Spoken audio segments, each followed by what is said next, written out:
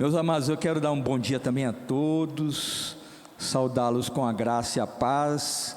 Não preciso nem dizer da alegria de poder ver os irmãos aqui nessa manhã, iniciando este dia, na presença do Senhor, em comunhão uns com os outros. Tivemos ali um momento de comunhão no partir do pão, o pão de queijo, claro, e agora juntos vamos poder estudar a palavra de Deus e receber também a provisão do pão do céu, o alimento espiritual que eu e você necessitamos da parte de Deus, amém? Nós estamos iniciando também um novo mês, mês de setembro. Este é o primeiro domingo do mês de setembro. Nós estamos dando continuidade então ao programa para este quadrimestre da nossa escola bíblica aqui, que é o estudo das doutrinas da vinda de Cristo. Então nós já percorremos um caminho aí importante no mês de agosto, para todos os que acompanharam aí o nosso programa. Nós desde o início de agosto começamos a ver então a escatologia numa perspectiva aí no Velho Testamento, uma visão do Velho Testamento. Vimos também a escatologia no Novo Testamento, uma visão geral, Depois entramos em temas mais específicos, falamos da escatologia e o Espírito Santo, falamos do reino de Deus. Nós estivemos no domingo passado tratando também do tema da morte física. Falamos de assuntos como o estado intermediário da alma, o que outras religiões ensinam atualmente sobre essas questões ligadas à nossa morte. Então falamos de alguns temas e vamos dar continuidade. Hoje vamos estar tratando da expectativa pela segunda vinda, a segunda vinda de Cristo. E eu quero pedir aí uma ajuda dos irmãos. Hoje nós vamos precisar trabalhar muito, porque tem muitos textos bíblicos para lermos. Então eu vou pedir aí aquela agilidade que os irmãos têm, para encontrar os textos. O Douglas também vai nos ajudar colocando lá o texto no telão. E eu queria que você nos ajudasse lendo. Então, quando nós pedimos aqui, eu pensei até separar uns versículos aí para os irmãos lerem, mas quando nós então formos ler o texto, os irmãos nos ajudem se prontificando a ler aí. Eu vou pedir ajuda aqui do Rony ou de alguém aqui. Está aqui, o microfone está aqui. Você vai receber o microfone e você vai poder nos ajudar aí com a leitura dos versículos. E aí participa e dinamiza também a nossa aula, amém? Bom, então vamos lá para o tema desta manhã, que é a expectativa pela segunda vinda, a segunda vinda de Cristo. E aí nós vamos então, na medida aqui do desenvolvimento, contando aí com a ajuda dos irmãos. Lembrar que isso não é um sermão, não é uma pregação. A gente vai estar tratando aqui de temas que eu creio que pode trazer dúvidas para os irmãos. Então aproveite essa oportunidade para perguntar, para tirar dúvida e para contribuir também com o conhecimento que eu sei que você já tem e possui da palavra de Deus, e que pode então nos ajudar aqui no crescimento, amém? Bom, nosso objetivo então hoje, amados, não é falar propriamente dos eventos envolvidos na segunda vinda. Vai ter uma aula para isso, se eu não me engano em outubro nós vamos estar tratando aí da segunda vinda. Mas nós vamos falar hoje daquele sentimento, Paulo fala: tende em vós o mesmo sentimento que houve em Cristo Jesus, que esteve em Cristo Jesus. Nós somos movidos por um sentimento, Então nós vamos tratar hoje, no que tange a escatologia. Escatologia é o estudo das doutrinas da vinda de Cristo. Nós vamos tratar desse sentimento. Então presta atenção e som do teu coração nessa manhã, porque nós vamos falar de coisas relacionadas ao nosso sentimento. Esse sentimento que deve estar presente em todos nós, pela expectativa por esse dia, o dia da vinda de Cristo, amém? Então vamos lá para o slide inicial. É uma introdução, né, esse primeiro slide, para a gente falar de 3 pontos aí. O primeiro ponto nesse slide vai dizer que Cristo veio a primeira vez, amém? Glória a Deus. Amados, isso gera motivo suficiente para a nossa alegria permanente, a primeira vinda de Cristo, né? Ele veio pela primeira vez, veio para inaugurar o seu reino, mas a boa notícia é que ele vem novamente, e é este sentimento que nós queremos induzir em nós e realimentar em nós e reavivar em nossas vidas. Ele vem pela segunda vez, novamente, agora para introduzir a consumação do seu reino, amém? O segundo ponto desse slide vai falar que nós temos a alegria, não só de voltar os nossos olhos agora para o passado, e hoje é um dia especial de celebração da Ceia do Senhor, e na Ceia do Senhor nós olhamos em 3 perspectivas. A Ceia do Senhor nos faz olhar para o passado, para aquilo que Cristo fez na cruz, para aquilo que Ele operou de uma vez por todas, de uma forma que fomos alcançados por uma justiça que decretou, né, ali na cruz do Calvário, a nossa vitória. A ceia também nos faz olhar para o presente, o Senhor vivo, o Emanuel entre nós, nos santificando pelo poder do seu Espírito. E a ceia também aponta para o futuro. Jesus disse: fazer isto, né, em memória de mim, né, até que eu volte. Então, quando estamos celebrando a ceia, estamos olhando para o futuro também. E aqui nós temos a alegria de voltar os nossos olhos para o passado, em gratidão, agradecendo a Deus, porque Jesus veio uma vez, né? E também aguardar com ansiedade, é este o sentimento, pelo seu retorno prometido, amém? E em terceiro, esta expectativa, amados, pela segunda vinda de Cristo, foi um sentimento que dominou a fé da igreja, especialmente a igreja do Novo Testamento. Claro que nós vimos aqui no primeiro domingo de agosto a escatologia no Velho Testamento, e a gente aprendeu lá que a vinda de um rei vindouro e de um reino vindouro, a vinda de um Messias, né, foi uma esperança que moveu o crente do Novo Testamento, agora do Velho Testamento, mas especialmente no Novo Testamento, o sentimento, a expectativa da segunda vinda de Cristo, já naquele momento inicial da igreja, dominava a fé da igreja. E dominou a fé da igreja ao longo de toda a sua existência inicial, né?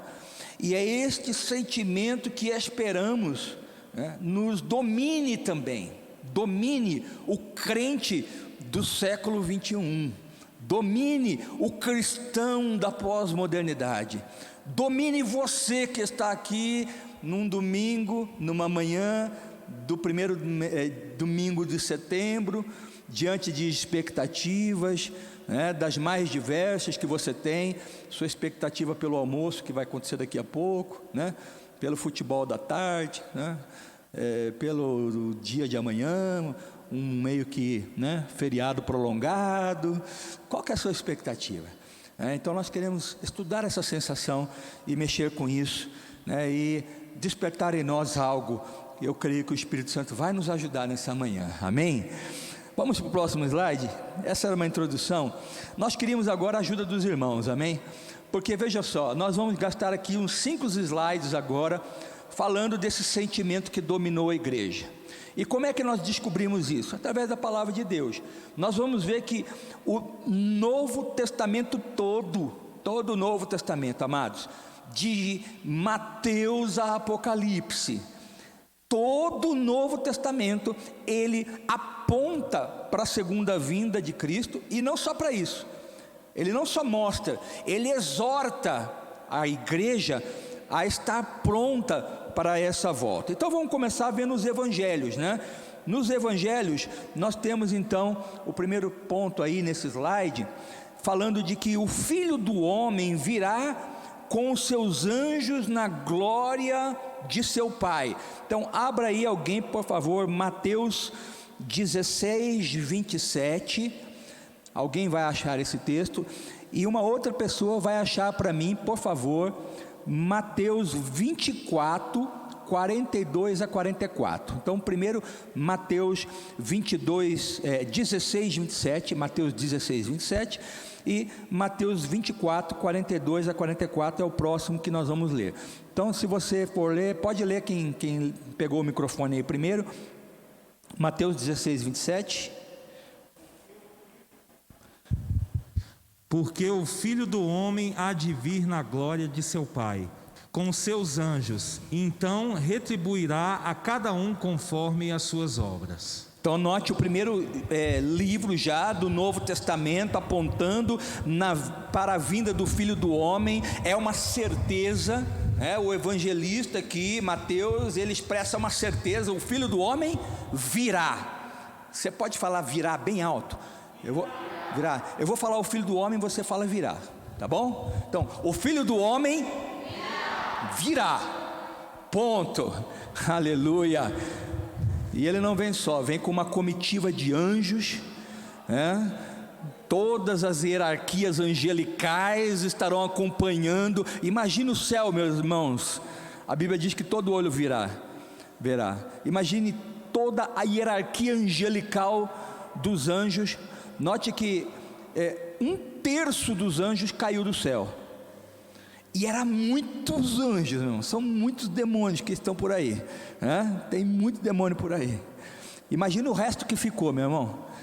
São miríades e miríades e milhares de milhões de anjos, arcanjos, querubins, serafins e anjos que nós às vezes nem conhecemos. Imagine eles abrindo essa comitiva. O Filho do Homem virá.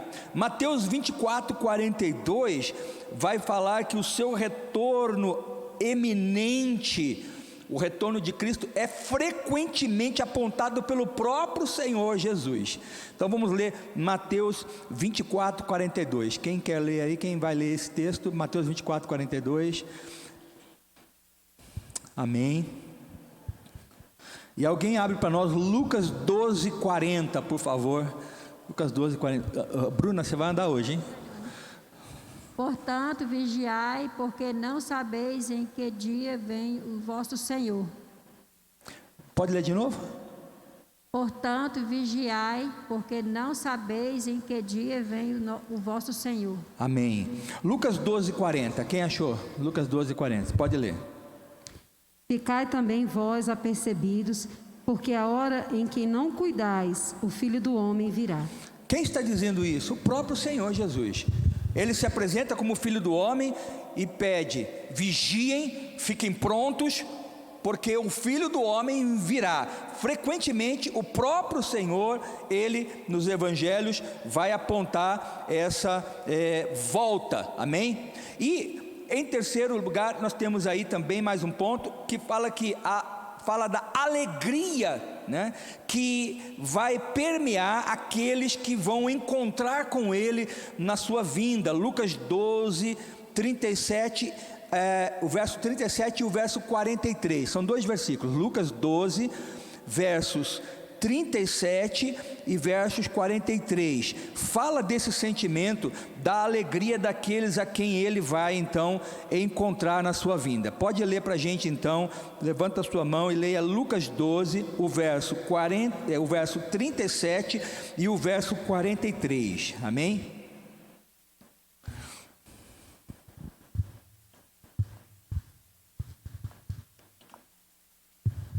Feliz aqueles servos a quem o Senhor, quando vier, os encontre vigilantes.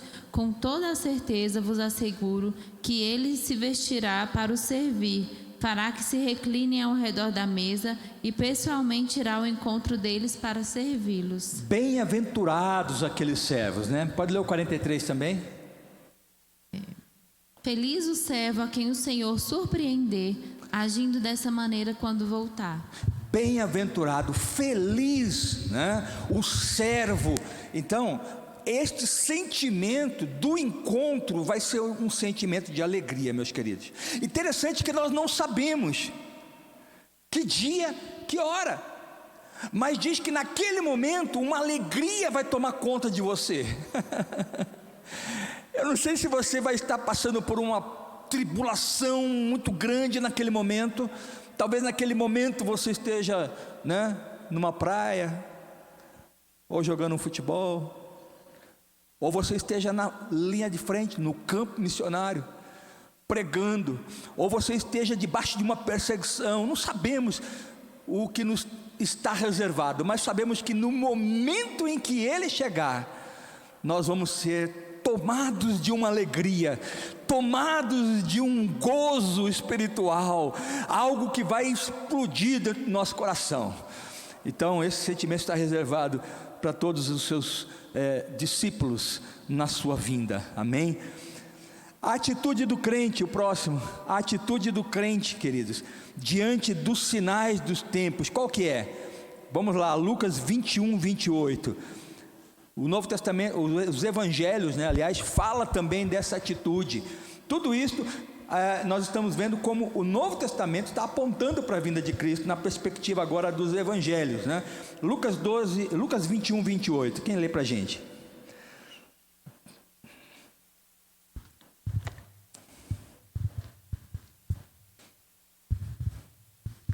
Ora, quando estas coisas começarem a acontecer, levantem-se e fiquem de cabeça erguida, porque a redenção de vocês se aproxima. Olha como o sentimento nos move. Quando estas coisas começarem a acontecer, quando alguém te falar, irmão, você está notando o que está acontecendo? Olha aqui o que diz Mateus 24. Ou você ouvir uma pregação e isso chegar no teu coração. Qual é o sentimento que nos traz essa percepção dos sinais? Um sentimento de levante-se, fiquem de cabeça erguida, se ajeite aí, meu irmão, estufa o peito, encolhe a barriga, para Jesus não ver que você relaxou um pouquinho nesse tempo presente, né? E fique de cabeça erguida, se posicione. Este é um sentimento que de quem espera, é o contrário daquele sentimento de quem adormece, né? Relaxa, encosta a cabeça, encolhe as pernas, né? Ele fala, levante-se. Nós estamos vendo coisas acontecer, irmãos, acordem, dentro da sua casa, se levante. Tem muita coisa boa para fazer nesse mundo, a gente gosta, mas prontidão. Opa, o que está acontecendo? Inspeciona, vê se está tudo certo. Som do coração. Esse sentimento já dominava a igreja no Novo Testamento.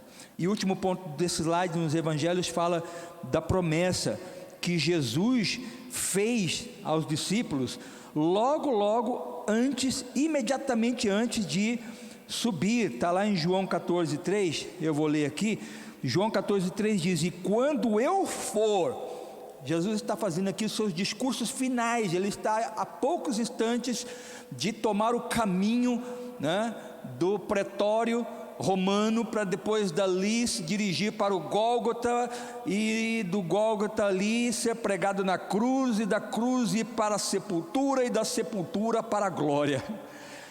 E ele fala então, e quando eu for e preparar um lugar, voltarei e os receberei para mim mesmo, para que onde eu estou, vocês estejam também.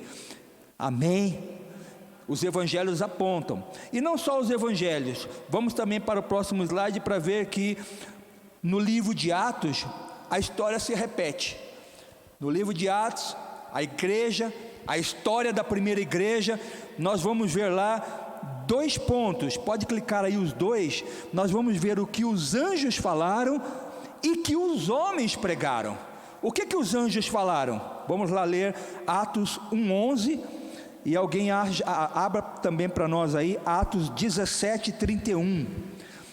Atos 1, versículo 11 e Atos 17, versículo 31. Então no livro de Atos, que é a história da igreja, o que os anjos falaram acerca desse tema? Atos 1:11, pode ler. E lhes disseram: homens da Galileia, por que vocês estão olhando para as alturas? Esse Jesus que foi levado do meio de vocês para o céu, virá do modo como vocês o viram subir. Aleluia, esse Jesus virá do modo que vocês o viram subir. Como é que aqueles discípulos viram subir? Jesus subiu por entre as nuvens, e os anjos disseram: da mesma forma que ele foi, ele vai voltar, nas nuvens do céu, amém? Os anjos disseram, e os homens pregaram. O que os homens pregaram? Atos 17:31, quem lê para a gente? Atos 17:31.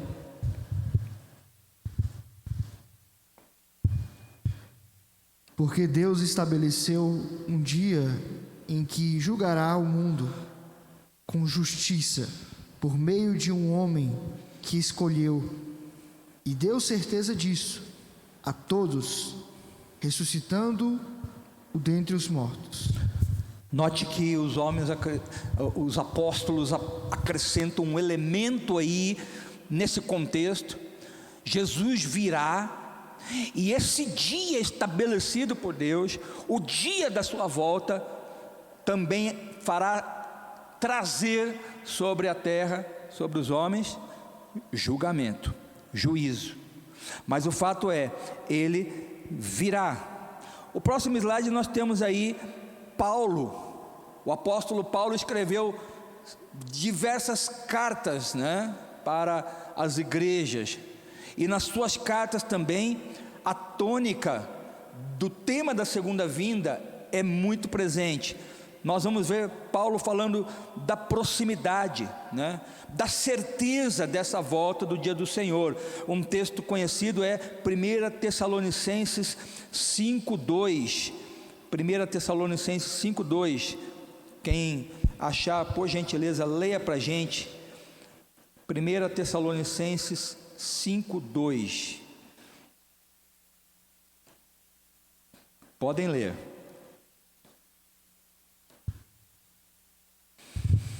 Porque vocês sabem perfeitamente que o dia do Senhor vem como ladrão à noite. O dia do Senhor vem como um ladrão à noite, um texto muito conhecido. E o outro é Filipenses 4:5, que diz assim, eu vou ler: que a moderação de vocês seja conhecida por todos, perto está o Senhor. Então o apóstolo Paulo falando de uma proximidade, perto está o Senhor, e de uma certeza, esse dia virá, como um ladrão de noite, virá, e nós não podemos duvidar disso. Paulo vai falar também de como nós devemos estar então, diante desta expectativa. Em Tito, capítulo 2, verso 13, ele vai falar desse sentimento. Eu vou ler aqui, Tito 2, verso 13, diz assim: aguardando a bendita esperança e manifestação da glória de nosso grande Deus e Salvador Jesus Cristo. Qual é o tipo de posição que o apóstolo Paulo traz aqui para nós enquanto esperamos? Ele usa um verbo aqui no gerúndio, o primeiro que eu li aqui, aguardando. Note que esse é um gerúndio. O que você está fazendo, irmão? Estou aguardando. Aí no outro dia você pergunta de novo: irmão, e aí, o que você está fazendo? Estou aguardando. E estou aguardando. E quanto mais o tempo passa, maior fica a expectativa, não é? Você já viu a sua condição lá na fila do banco? ou na fila da vacina, né? Ou na fila do médico. Você está lá, né? Aguardando. Aí chama um, você continua aguardando, mas já com uma certeza: opa, está chegando. Aí passa o tempo, chama 1, 2, 3. Aí daqui a pouco você já está: estou cansado, estou aguardando, mas agora eu estou melhor, porque eu estou sabendo que daqui a pouco só falta 2 e eu chego lá, né? Então, essa espera, ao invés de nos cansar, ela deve nos animar. Quanto mais eu aguardo, mais eu estou animado, porque está chegando. Paulo está falando disso, né? E ele vai falar também em Romanos 8,19 de algo muito interessante. Quem lê para a gente aí, Romanos 8,19. Esse é um versículo também conhecido. Eu queria que alguém lesse. Romanos 8, verso 19. Quem achou, por gentileza, leia este texto aí bem alto para a gente. Quem vai achar? Quem vai ler? Isso, irmão, isso, irmã. Amém. Ali. 8,19. Diz o quê? O universo espera. Cadê? 19. Desse lado. O universo todo espera com muita impaciência o momento em que Deus vai revelar o que os seus filhos realmente são. Interessante essa tradução que a irmã lê. O universo espera como? O universo todo espera com muita impaciência o momento em que Deus vai revelar o que os seus filhos realmente são. Olha só, o universo, aqui a minha tradução fala, a criação espera com muita impaciência. Eu gostei dessa tradução, né? A nossa tradução aqui, a minha tradução fala uma ardente expectativa.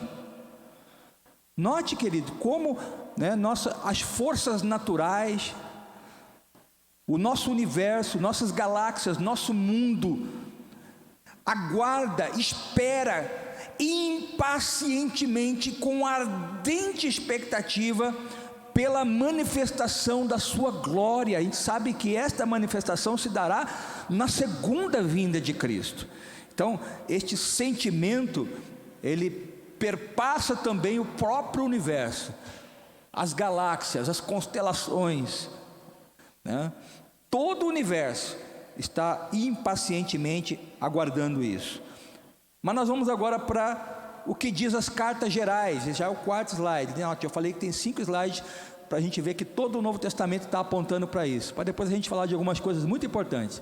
Mas as cartas gerais, os irmãos sabem o que são as cartas gerais, né? Nós temos o Novo Testamento constituído basicamente de evangelhos, 4 evangelhos, um livro histórico, né? Livro de Atos, as cartas de Paulo, que vão lá de Romanos até Filemão, e depois nós temos as cartas gerais, que são as cartas escritas por outros autores. Então nós temos lá, né, Hebreus, Tiago, 1ª, 2ª Pedro, 1ª, 2ª e 3ª João e Judas. São as cartas gerais. Essas cartas também falam disso. Quer ver? Vamos lá para Hebreus 9:28. O que Hebreus 9:28 vai falar lá nesta carta? Abra aí Hebreus capítulo 9, verso 28. E outro irmão aí aproveita e abra Tiago, que é a carta que vem em seguida, Tiago 5, verso 8. Tiago 5, verso 8. Quem vai ler para nós Hebreus 9, 28? Hebreus 9, 28. Irmã Dilene, pode ler, por favor. Assim também Cristo, tendo se oferecido uma vez por todas para tirar os pecados de muitos, aparecerá a segunda vez, não para tirar pecados, mas para salvar aqueles que esperam por Ele. Amém. Note, irmão, que maravilha este texto.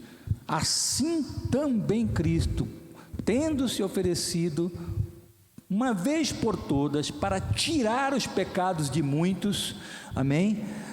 Ele tirou os nossos pecados, louvado seja Deus, aparecerá segunda vez, agora não mais para tirar pecados.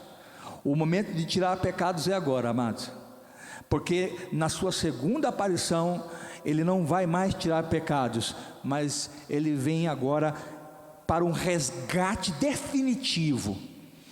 Ele vai resgatar, ele vai arrebatar com força. A palavra arrebatamento é isso, tirar com força a sua noiva. E você vai entender quando a gente falar do arrebatamento, por que arrebatamento é isto, é tirar com força. Quando nós estivermos falando de arrebatamento, aí você vai entender, precisa ser com força mesmo, Senhor. Então nós vamos ver isso, mas ele vem essa segunda vez para fazer isso, tirar com força a sua igreja, amém? Tiago 5,8 fala o quê? Por favor, Tiago 5,8. Quem quer ler? Amém. Cid vai ler. Tiago 5,8. Sede vós também pacientes, fortalecei o vosso coração, porque já a vinda do Senhor está próxima. Este texto fala dessa necessidade de nós nos revestirmos com força para esperar esse dia. Porque, amados, esperar por esse dia não é uma espera passiva, porque nessa espera nós vamos ser muito tentados a abandonar esse estado, a nos afastar desse estado de expectativa. Nós vamos ser muito tentados. Então, sabe, é aquela espera que exige que você dispense energia esperando. Eu não sei que figura melhor poderia ser essa, mas é aquela espera que não lhe permite dormir, não lhe permite fechar os olhos, não lhe permite perder a consciência, não lhe permite ser iludido. Você tem que fixar os seus olhos, você tem que fixar os seus pés para você não cair da sua posição. E a Bíblia vai usar muitas figuras nesse sentido, né? Aqueles que estão em pé, cuide para que não caiam.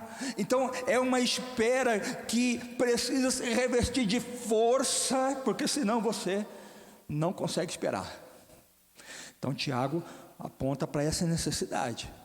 Então nós precisamos ter atitudes nesse sentido. E 2 Pedro 3,10, 2 Pedro 3,10, aqui já é o apóstolo Pedro escrevendo. Ele vai falar aqui da certeza da volta e da incerteza da hora. Certeza da volta e incerteza da hora. 2 Pedro 3,10, eu vou ler aqui, diz assim: porém, o dia do Senhor virá, certeza da volta, como um ladrão, incerteza da hora. Porque se você soubesse a hora que o cabra ia lá assaltar a tua casa, você já estava ali pronto, né? Preparando uma armadilha de passarinho ali para pegar o cabra, né? O dia do Senhor virá como um ladrão. E Pedro complementa: naquele dia os céus passarão com grande estrondo, os elementos se desfarão pelo fogo, também a terra e as obras que existem nela desaparecerão. Vai ter uma aula só para a gente falar disso aqui, tá? Os grandes eventos envolvidos aqui na segunda vinda, amém? Nós não vamos entrar nisso agora. Nós estamos vendo aqui de uma forma panorâmica, né, que todo o Novo Testamento vai estar preocupado com essa volta. E terminamos com o próprio livro de Apocalipse, né? Então o próximo slide aí vai falar disso. O que falar então de Apocalipse? Apocalipse vai falar dessa expectativa. O livro, né? Essa expectativa ressoa em todo o livro do Apocalipse. Apocalipse 1,7 diz: eis que vem com as nuvens, e todo olho verá. Apocalipse 3,11, Jesus diz: venho sem demora. E o penúltimo versículo do livro de Apocalipse, e na verdade o penúltimo versículo de todo o Novo Testamento, ele vai dizer o quê? Aquele que dá testemunho destas coisas diz: certamente venho sem demora. Amém. Vem, Senhor Jesus. Glória a Deus. Amados, de Gênesis a Apocalipse, mas também agora aqui no Novo Testamento, de Mateus a Apocalipse, todo o Novo Testamento aponta para essa segunda vinda. E qual será o tempo da segunda vinda? Então o próximo slide vai nos dar algumas informações.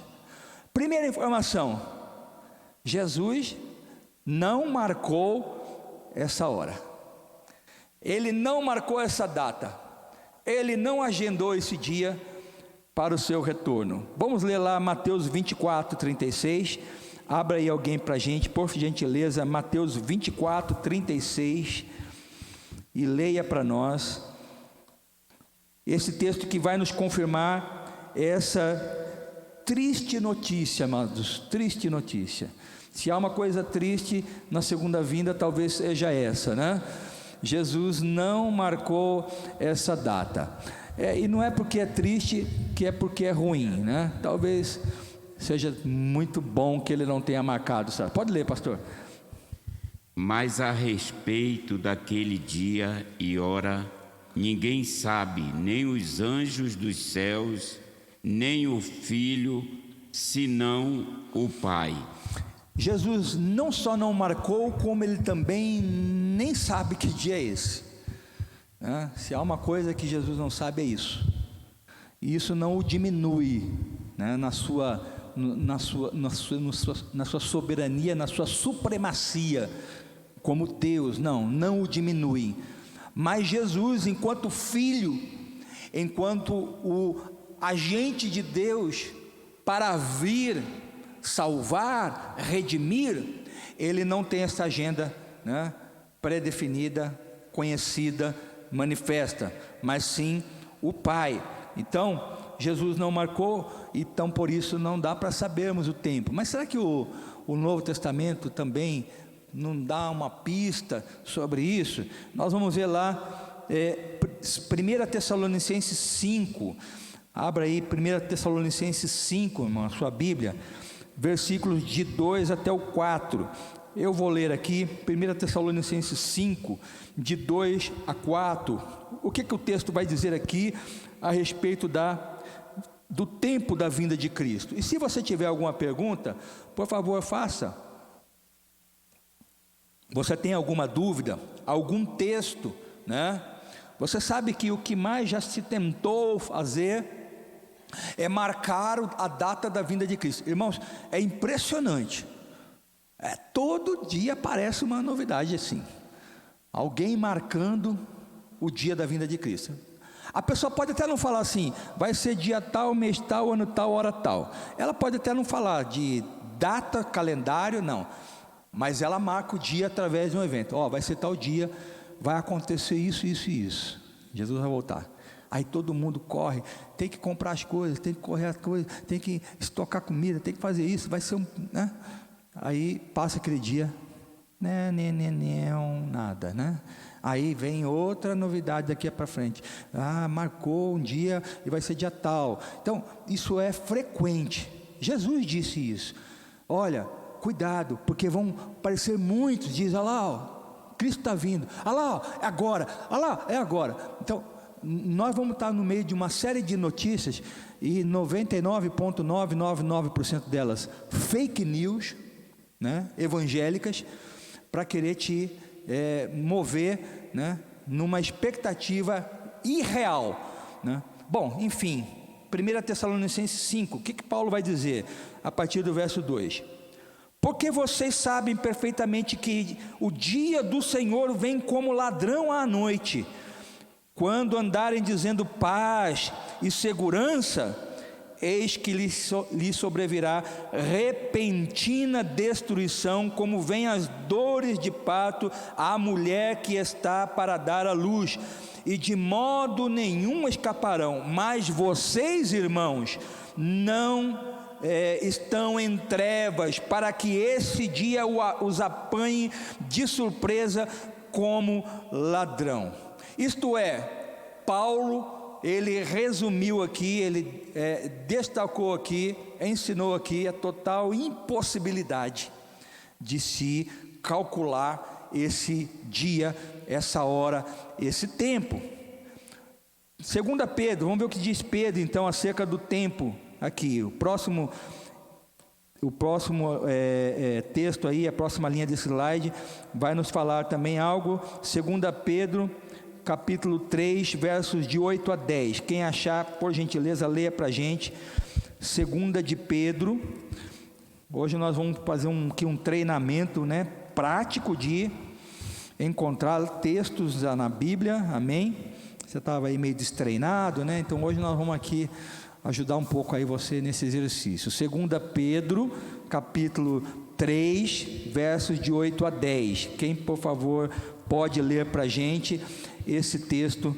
E vamos ver o que Pedro fala acerca do tempo da segunda vinda. Mas uma coisa, amados, que vocês não devem esquecer, que para o Senhor um dia é como 1000 anos, e 1000 anos são como um dia. Pode até o 10, por favor. O Senhor não retarda a sua promessa, ainda que alguns a julguem demorada. Pelo contrário, Ele é paciente com vocês, não querendo que ninguém pereça, mas que todos cheguem ao arrependimento. Porém, o dia do Senhor virá como um ladrão. Naquele dia os céus passarão como um grande estrondo, e os elementos se desfarão pelo fogo. Também a terra e as obras que nela existem desaparecerão. Amém. Amado, se tem alguém que eu quero conhecer no céu, é esse ladrão.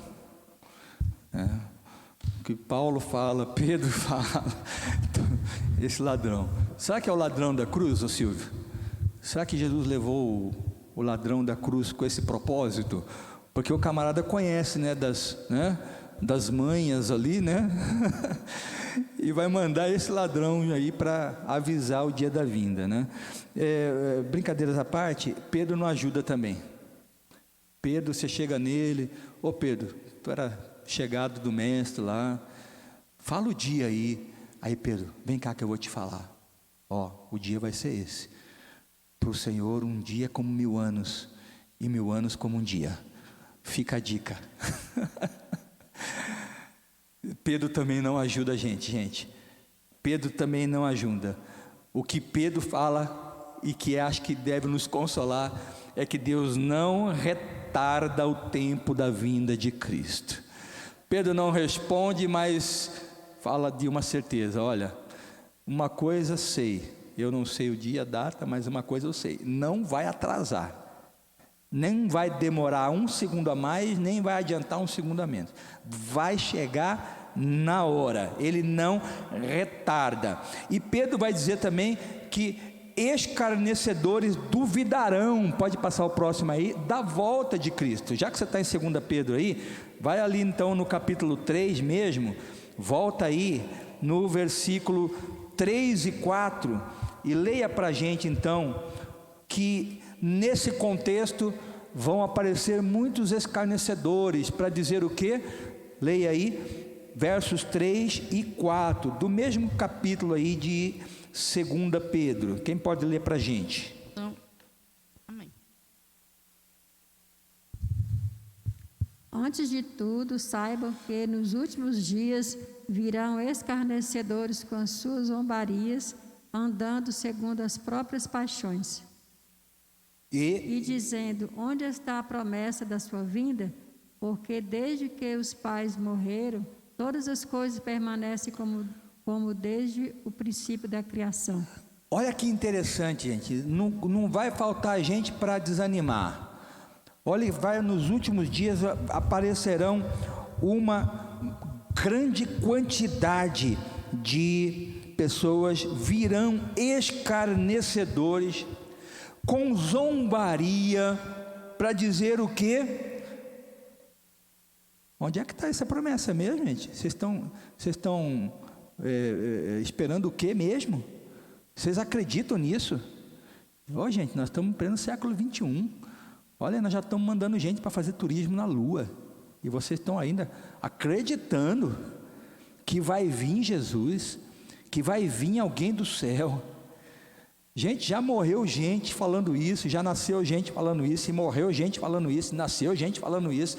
Já tem milhares e milhões que ficaram com essa cantilena e falando, e vocês ainda, para com isso, vão viver a vida, meu Deus, vão fazer o que vocês precisam. Pode falar, ali, leva o microfone ali para quem levantou a mão, por favor.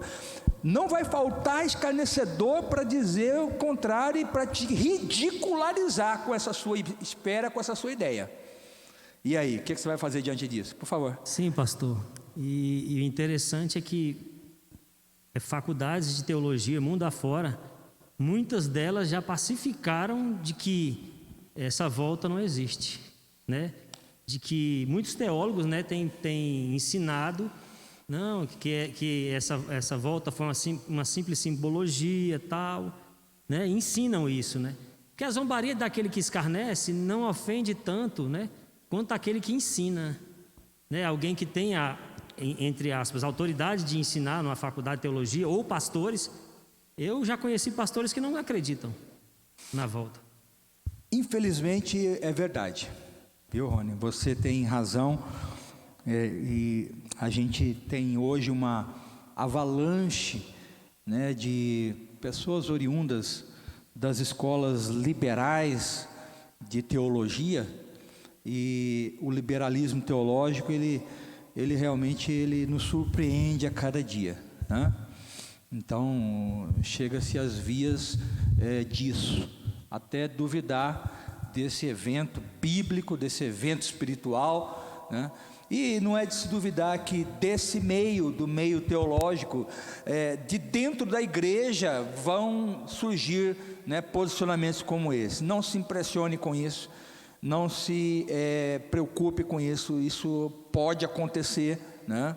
Nós precisamos de estar convictos em nosso posicionamento, convictos em nossa fé, para ela não ser abalada. Concordo, alguém, né, incrédulo, alguém ateu, aparecer falando isso, você muito facilmente fala, é um ignorante, né? Mas surge um posicionamento de uma fonte, né, próxima do contexto, vai levar você a pensar, né? E o liberalismo teológico, ele tem trazido muitos conceitos assim para a igreja, e o consumo dessas coisas é muito grande, né? Para o liberalismo teológico, qual o problema tem de você separar da sua esposa e casar de novo? Não tem problema nenhum, né? Divórcio, isso aí é normal, né? Qual o problema tem de você se unir a uma pessoa do mesmo sexo? Isso é normal. Deus é amor, a sua graça cobre tudo, o seu perdão nos alcança, não tem problema, né? Então, o liberalismo teológico, ele vende esses produtos e as pessoas, infelizmente, consomem, vão consumindo isso. E podem até chegar a um dia de que, né, duvidem, né, como tem realmente, de que Jesus vai voltar um dia. Ou às vezes, não, Jesus vai demorar muito a vir, né? Então comamos e bebamos, e nós vamos ver isso daqui a pouquinho, tá bom? Então, de fato, realmente nós estamos diante desse perigo. Amados, Deus, Ele não está protelando a volta de Cristo, como se Ele tivesse se esquecido da sua promessa, mas Ele está esperando esse dia, deliberadamente. Deus está esperando esse dia. Deus é longânimo, né? E Ele determinou esta espera, porque note, a igreja esperava com ansiedade a vinda de Cristo já para aqueles dias. E por que Jesus demorou para vir? Será que Ele se atrasou? E aí toda uma defesa teológica que eu não quis trazer para cá, porque nós vamos ficar aqui 4 horas, mas existem livros e livros escritos sobre o atraso de Jesus, defendendo que Ele se atrasou, defendendo que os apóstolos erraram ao dizer que era iminente a sua volta. Está muito claro, Paulo errou, Pedro errou, eles disseram que viriam logo, e passou-se 1000 anos, 2000 anos, e ele não veio. Quer dizer, os apóstolos erraram, quer dizer, a Bíblia também erra. Quer se chegar aonde? Quer se fazer o quê? Atacar a inerrância da Bíblia. E quando você ataca este princípio, você então abre as portas, abre avenidas para uma série de doutrinas que vão de fato, contaminar a igreja. Então, a Bíblia não errou, meu irmão. A Bíblia não falha. Deus não se atrasou. Os apóstolos não erraram. Por quê? Porque eles estavam falando de um sentimento, e aí nós voltamos para o nosso contexto aqui, que deve dominar a igreja. Não importa se é no primeiro século, no segundo século, não importa se é no século 21, este sentimento que deve dominar o crente. Deus não está protelando, Deus não atrasou, Deus não se esqueceu, Deus não está dando um tempo, Deus não está dando uma chance. A gente usa esse termo, a gente até canta, uma chance igual a essa. E aí você não quer aproveitar essa chance hoje, aí fala, não, eu vou deixar essa chance para o mês que vem. Aí você vem de novo, não, essa chance Deus está me dando. Irmão, Deus não está dando chance para ninguém, meu irmão. Deus já determinou quem vai ser salvo, Deus já escolheu, Deus está salvando hoje. A Bíblia diz, se hoje ouvirdes a minha voz, não endureça o coração. Deus não está dando chance, Deus está trabalhando. Chega uma hora que Ele faz assim, acabou. É hoje, é agora. Inaugura-se a eternidade, o novo tempo, a nova era. Consuma-se o reino de Deus. Ele está fazendo isso de uma forma deliberada. É claro que em meio a tudo isso Ele revela o seu amor.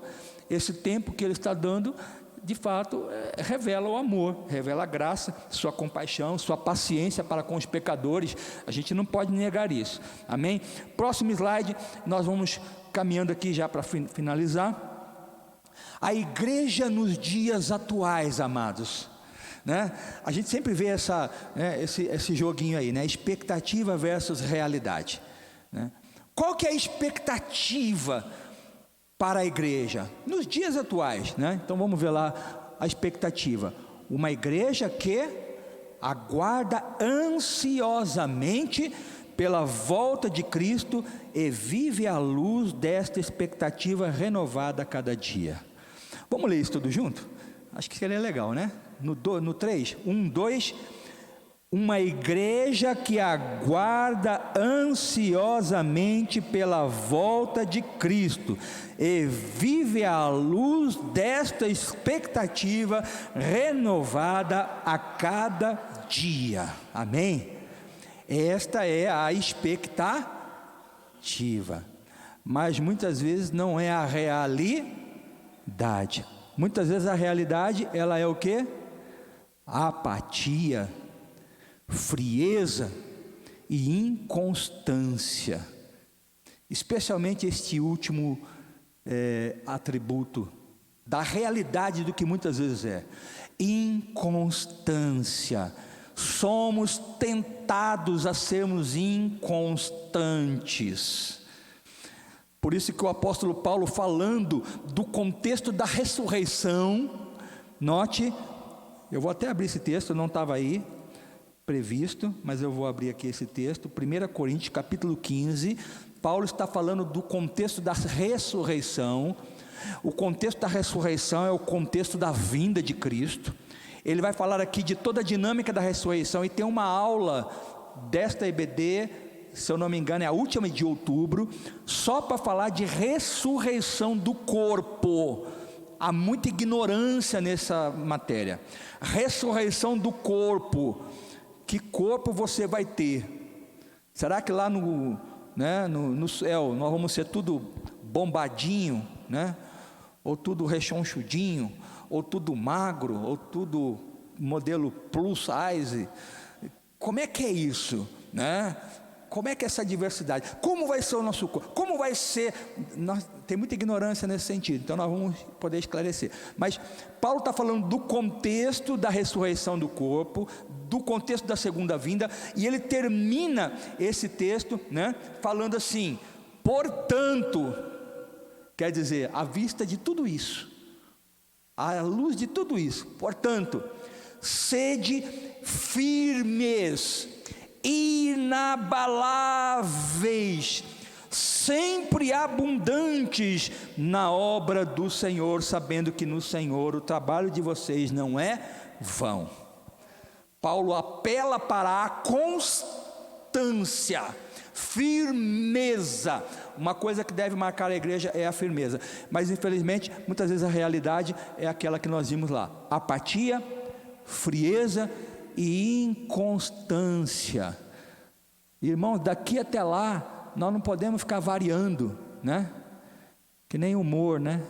Um dia claro, nós somos aí, agora vamos falar de nós, da realidade. Nós somos humanos, somos falhos, pecadores, mas agora nós temos o Espírito Santo para nos ajudar, e a nossa oração deve ser o quê? Senhor, me faça constante, eu não posso ficar variando. Vou, né?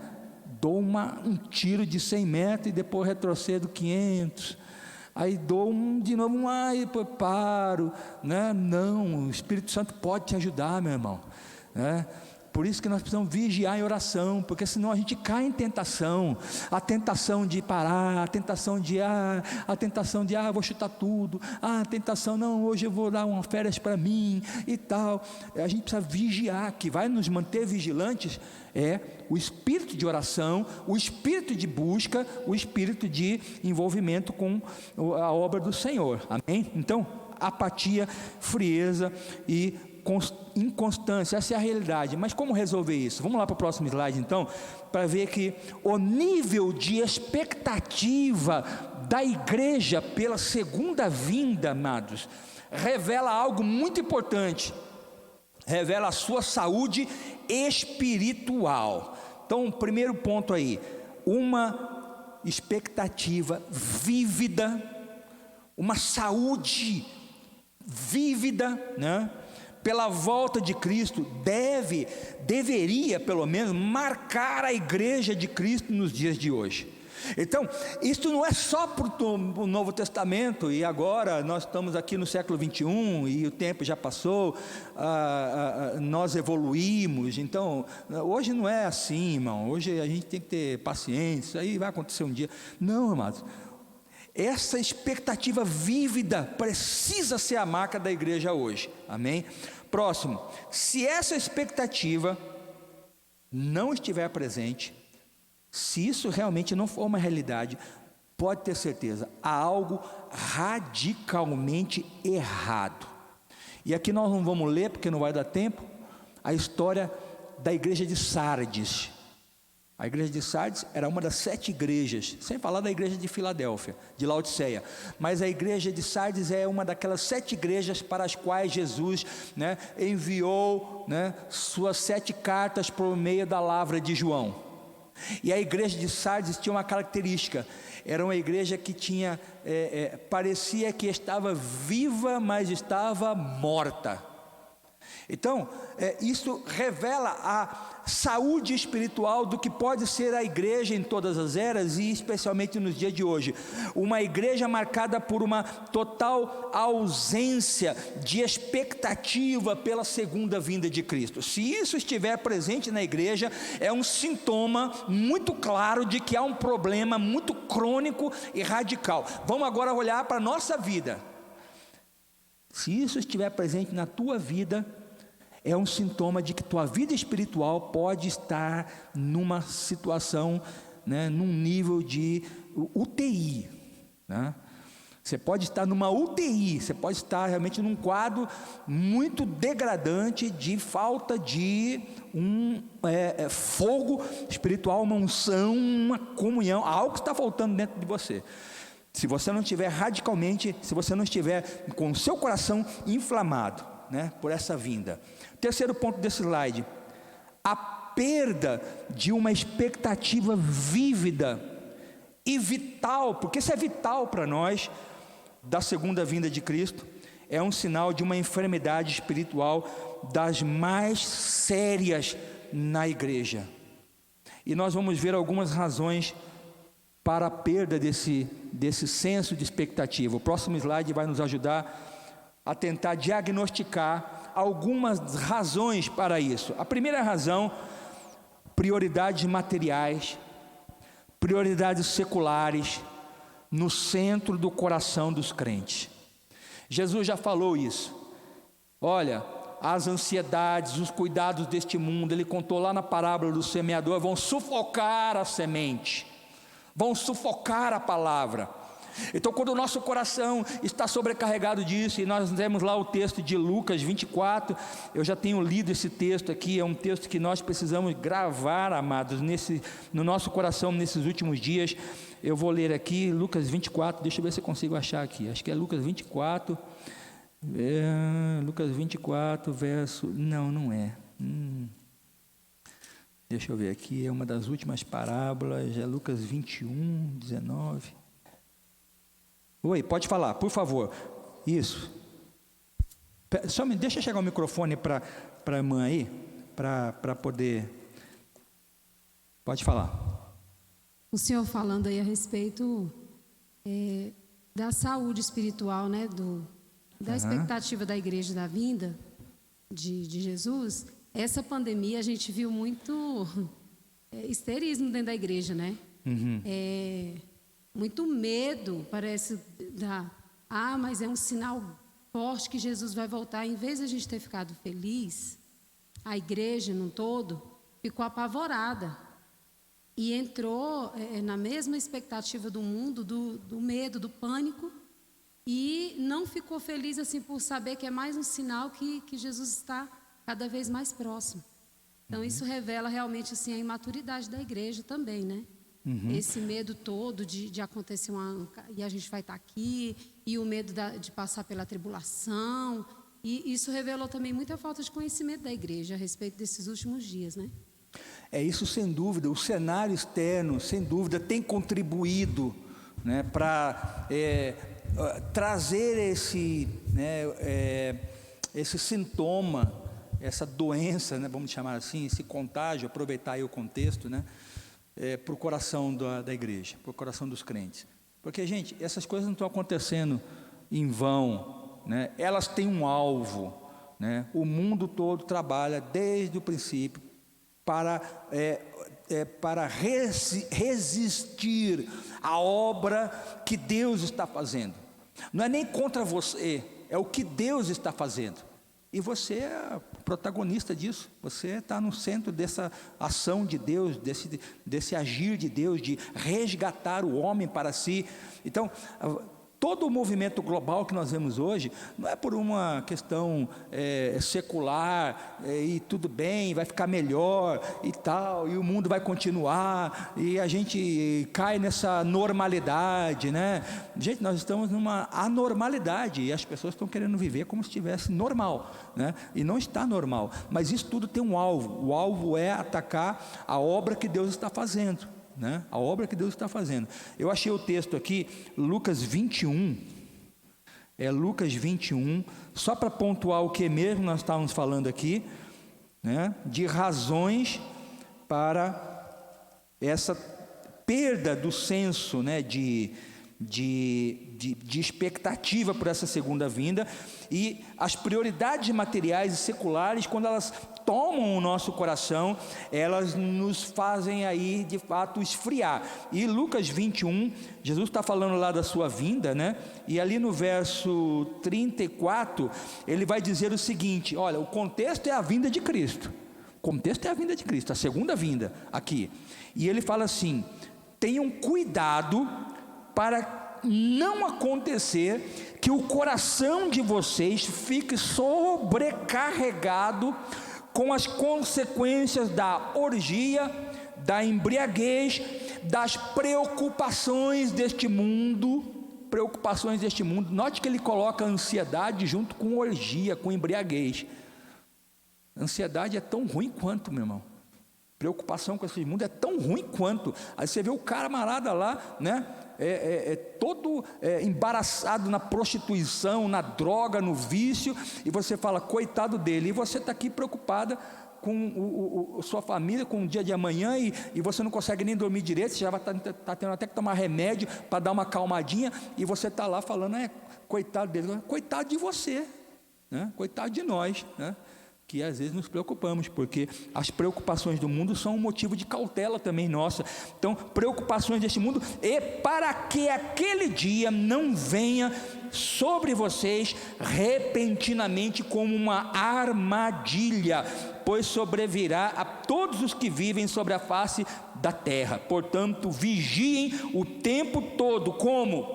Orando, para que vocês possam escapar de todas essas coisas que têm que acontecer e para que possam estar em pé na presença do Filho do Homem. Qual é o remédio para manter essa expectativa vívida? Orando, todo o tempo. E não é orar sozinho não, irmão. Ora sozinho é bom também, mas a igreja orando. Jesus está falando para a igreja, para os discípulos. Orem juntos, congreguem, viu? Então, prioridade material. Segundo, uma outra razão, volta lá, Douglas, por favor, nós já estamos caminhando para o final. Boa parte das igrejas hoje concentra sua mensagem, talvez seja essa a razão. Boa parte das igrejas hoje concentra sua mensagem na obtenção de bênçãos terrenas. Então, essa onda, né, de promessas e promessas de que Deus vai te abençoar, Deus vai te dar, Deus vai fazer, vai acontecer, você vai ser cabeça, você vai ter piscina, você vai ter carro zero, você vai viajar de avião, você vai ter joias, você vai ter... Amém? Tudo isso Deus pode dar, meu amado, mas esse negócio tudo faz a gente às vezes ficar muito olhando para cá, né? Se Deus me der tudo isso, vou precisar de 1000 anos para eu usufruir de tudo isso aí. Não vai dar, vai ter que dar para a minha família, né? E aí meus filhos, e aquela coisa toda. Então, não, que Deus vai te dar casa, Deus vai te dar carro, isso aí já tinha que ser coisa, né, passada. Amém, Deus pode dar, e se Deus também não der, não tem problema não, né? Porque eu não dependo disso. Então, e olhar para o que interessa. Então, quando a gente se concentra nisso, quando a mensagem só se concentra nisso, quando os ensinos só se concentram, quando passa culto, entra culto, sai culto, só se fala nisso, a gente perde a visão e ao mesmo tempo cria uma ansiedade no nosso coração e vivemos em busca disso, e aí um recebeu e outro, eu estou aqui há mais tempo, eu já recebi 10 profecias e ele recebeu só uma, já ganhou, e eu não ganhei, e fica aquela coisa, aquela busca incessante. Pronto, perdemos a visão, né? Perdemos a visão. Então, talvez seja isso. Pode ser também, um terceiro ponto, muitos cristãos trocaram o céu pela terra e o mundo vindouro pelo mundo atual. Cristãos que ainda estão esperando muito nesse mundo, né? Focam muito nesse mundo, projetos só nesse mundo. Jesus falou, né? Não acumula aqui, não trabalha para cá, trabalha para o céu, né? Então, como viver isso? Paulo vai falar dessa tensão, né? Eu lembrei agora desse texto. Paulo vai falar dessa tensão que envolve a nossa vida. E se a gente não encarar isso, está lá em 1 Coríntios 7, eu vou ler rapidamente aqui, olha o que Paulo fala. Ele fala aqui, se não for assim, aqui. Espera aí que eu vou achar aqui. Eu estou com a Bíblia nova aqui, aí. Não corre, né?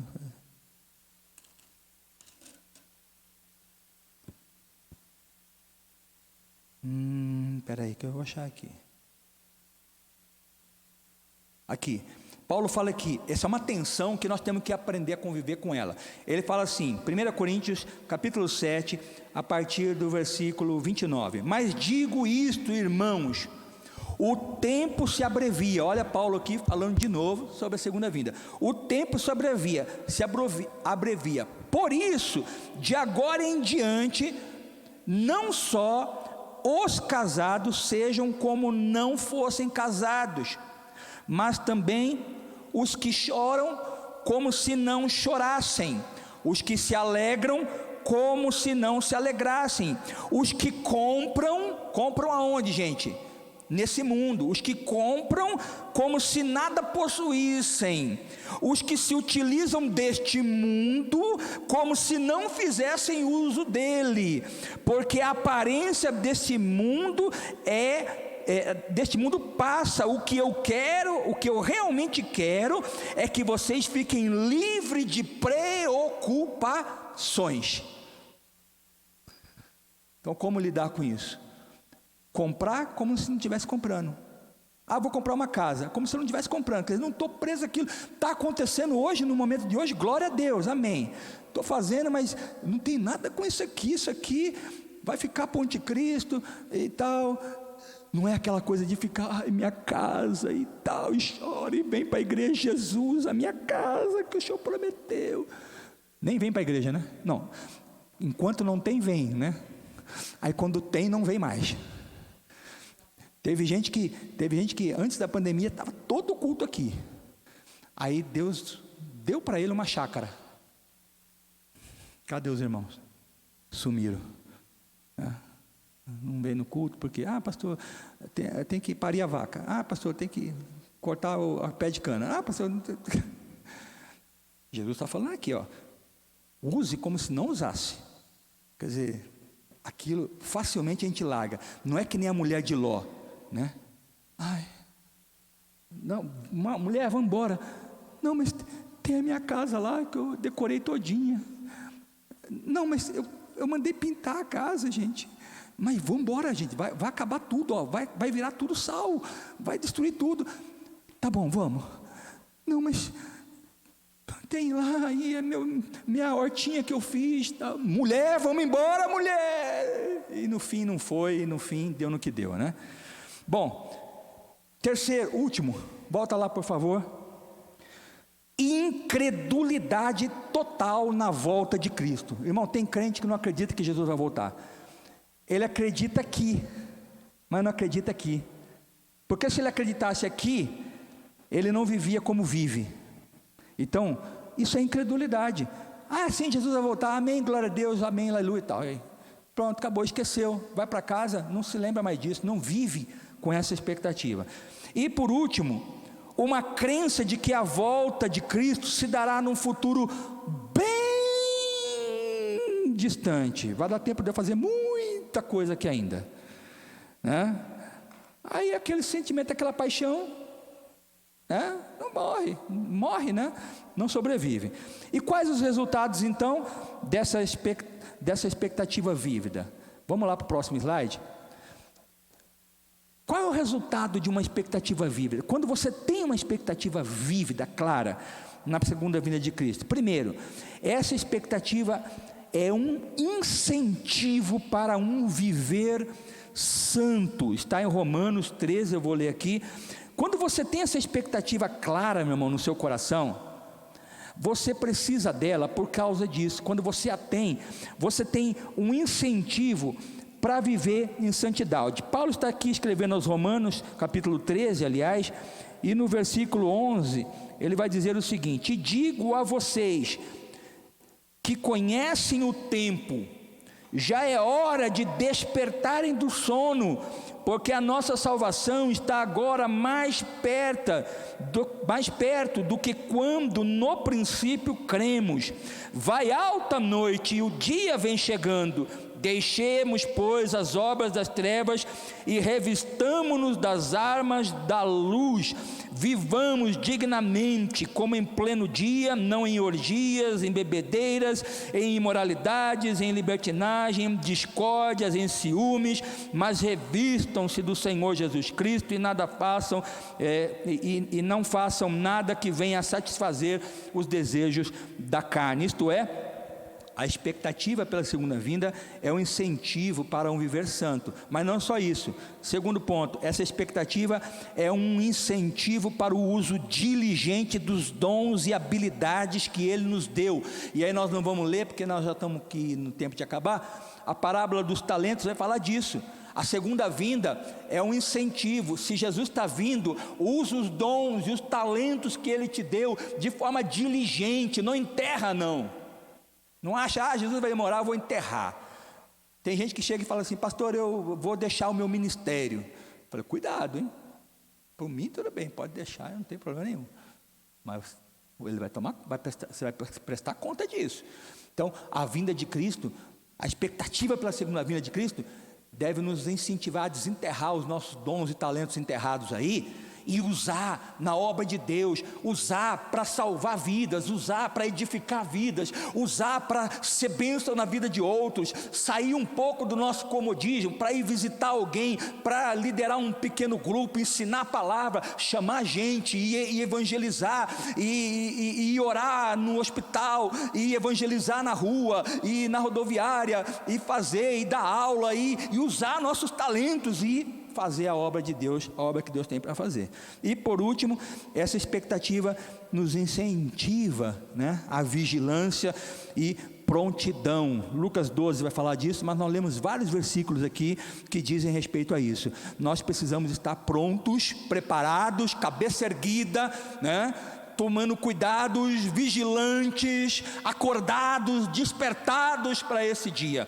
Então, essa expectativa, esse sentimento deve nos envolver. E o último slide, a igreja deve aguardar, e aí eu fiz questão de colocar com muita expectativa, né, o dia triunfal da vinda do noivo. Primeiro ponto aí, a segunda vinda.